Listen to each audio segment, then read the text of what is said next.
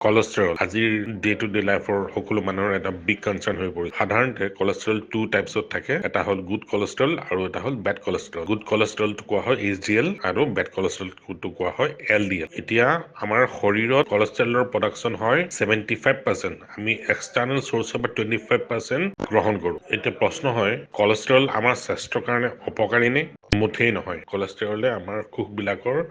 মেমব্ৰেইনটো সৃষ্টি কৰাত সহায় কৰে আমাৰ হৰমোনছ প্ৰডাকচনৰ কাৰণে cholesterol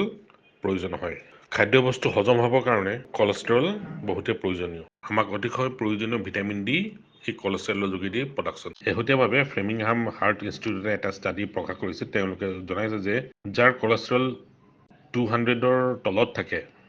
তেওঁলোকে 40% হাৰ্ট এটেকত ভোগে আৰু যিসকলৰ cholesterolৰ লেভেল 180 মিলিগ্ৰামৰ তলত থাকে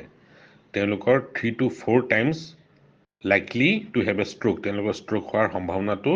3 পৰা 4 গুণ বাঢ়ি যায় cholesterolটো সৃষ্টি হয় আমাৰ ডিমাণ্ডৰ অনুসৰি ষ্ট্ৰেছ ইনফ্লেমেশ্যন ইনচুলিনৰ ওপৰত বেছ কৰি পেলাই cholesterol প্ৰডাকচন অৰ্থাৎ the cholesterol levels in your body are determined by your environment choose wisely